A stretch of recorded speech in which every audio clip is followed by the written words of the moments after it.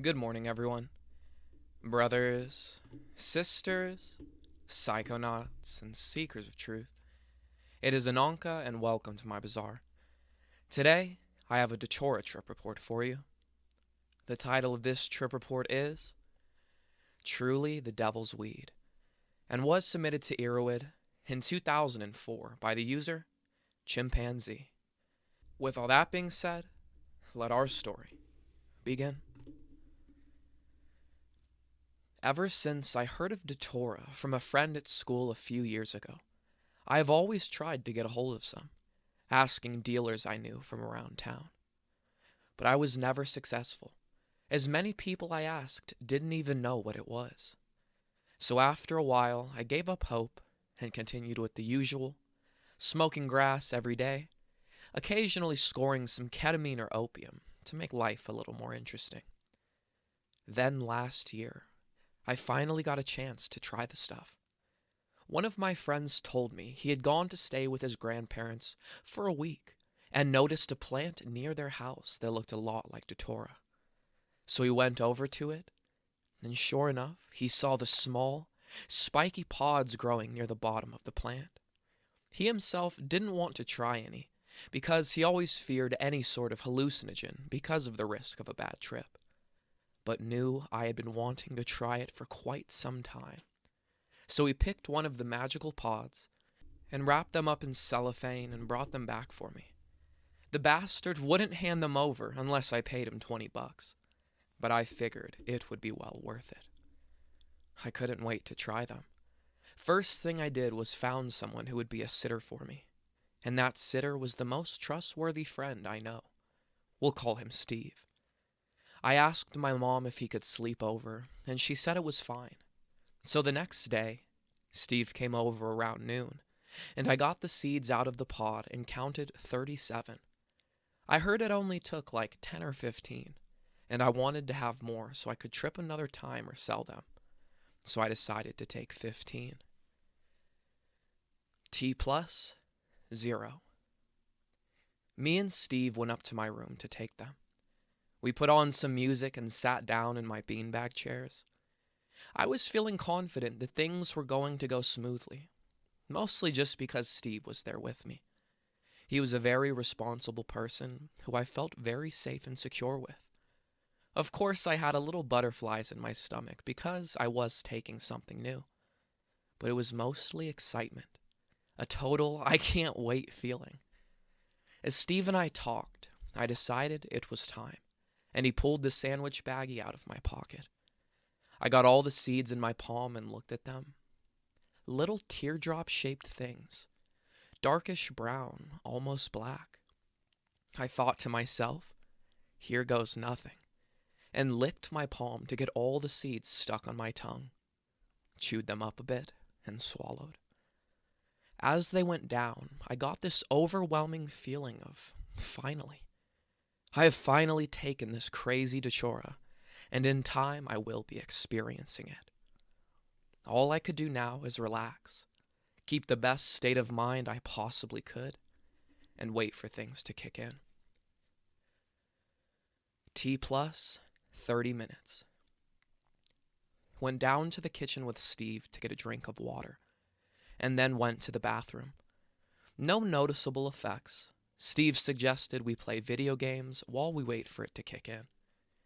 We went back to my room and played Mario Kart 64 and snacked on some Doritos. 50 minutes in, I'm starting to feel different. A lot like when you need to stretch really bad, but in my whole body. Mouth is getting very dry, very similar to the cottonmouth after smoking a thick blunt. Steve is winning the game, and I am losing my grip on the controller, and I can't seem to keep the A button pushed down. After about 10 minutes, I feel much different, very intense, and I'm wondering why Steve is in my room playing video games. He reminds me that he is sleeping over to watch me because I took Datura. Right after he says this, a wave of shock and fear run down my body like goosebumps. For I had completely forgotten the reason he was there, and that I had taken anything. Although I do recall it, I am needless to say in shock at what just happened with my brain. I look at Steve and say, calm down. And somehow, Steve knew exactly what to do. He just smiled at me in this reassuring smile and said, don't worry, man. You're gonna have a blast. This made me feel incredibly better, and my mood shifted. After this, things seemed to go back to normal, and I asked Steve to stop playing video games and go downstairs with me. We go downstairs into my kitchen, and I pull a full pitcher of cherry Kool-Aid from the fridge. Steve got 2 glasses. Then we went into my living room and sat down on the couch. I pour the both of us a glass, and we sip while watching TV. After I finish my glass, I pick up the pitcher and gulp it down halfway. I am very thirsty, but the drink doesn't seem to quench my thirst at all. It seems to glide over the surface of my mouth, leaving it dry still. I now try my best to ignore it and continue watching TV. An hour and a half in, I tell Steve I'll be right back and walk to the bathroom. When I piss, I look at this picture above my toilet. It's a cartoon of a polar bear lying on its back in the water, holding a wine glass like it fell asleep from being drunk. The concept makes me want to laugh. It seems like the dumbest cartoon in the world to me, and its location is just as random as its contents. I think to myself, why the fuck do we have a picture of a drunk polar bear in our bathroom? For some reason, this seems hysterical to me. I walk out of the bathroom and go back to the couch with Steve. As soon as I sit down, my mom walked out of the kitchen and tells us she's going to work and to behave. She'll be back around 10. Steve and I say goodbye and she leaves. Perfect. Now we have the house to ourselves. 2 hours in. Nothing much more seems to be happening. I have finished the pitcher of Kool-Aid and gone to the bathroom 2 more times. Steve says to go in the kitchen and refill my pitcher with water, in case I feel like I'm going to dehydrate. It seems like a responsible idea, so I go into the kitchen and refill it with water and put ice cubes in it.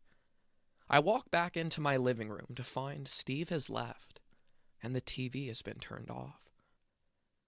The entire house is dead silent. Then I hear the TV go back on, but the screen is blank, and I hear Steve saying, "Hey, I'm over here." I realize that he's calling me from out in my backyard, so I put my shoes on and go outside. At first, I scanned my backyard for him, but couldn't see him, and I couldn't hear him anymore. I suddenly get the idea that Steve had come over for a hide-and-seek game. At this point, I probably have no idea that I have taken anything. So I run into the yard looking around for him. Then I speak. Come out, wherever you are." Right when I say this, my voice sounds very different, like a person who has gone totally insane. This starts to scare me very much, and Steve is nowhere to be found. I look away across to the other end of my yard. My yard is only about a 100-foot by 200-foot area, but now it was soccer field size. And at the other end, I see my dog's pen, a fenced-in area in the corner, with all my friends who are straight-edge that stopped being friends with me when I started smoking weed. I haven't seen them in so long, so I run towards the pen. They look just as happy to see me as I am to see them, and they let me into the pen. We start talking, and to my surprise, one of them pulls a blunt out of nowhere and sparks it. I am naturally amused but shocked. Then they start to explain to me that they came to see me because they all got into the game and don't think drugs are that bad after all. On the outside, I am pleased to hear this. But on the inside, I begin to get feelings of untrust. These bastards abandoned me years back. I don't show any unpleasant feelings on the outside, and I continue to be cheery with them, although I keep a state of mind not to trust anyone here. They pass me the blunt, and I take a super long hit, and hold it super long and blow out. After it went around a few times, we all spark a cigarette to increase our high. We just keep talking and talking. It seems like time has stopped. How long can people just sit here and talk? It's been hours, I think to myself. Strangely enough, I am still puffing on the same cigarette, but didn't notice anything unusual about it.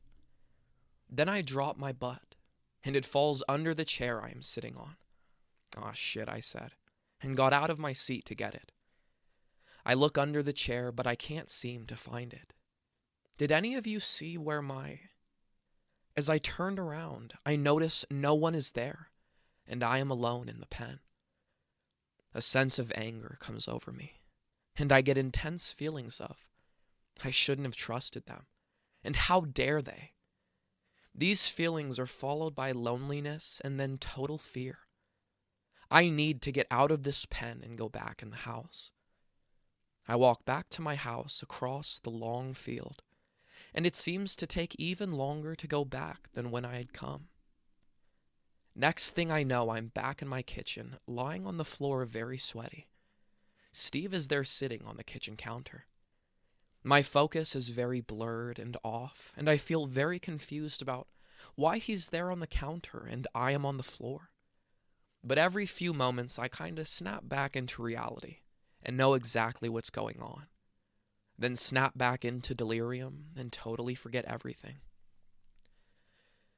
Next thing I know, it's already 6:46 a.m. and I am running late. My mom tells me I only got a half hour to get ready, or I'll get a Saturday detention. I scramble out of bed and run into the bathroom to take a shower.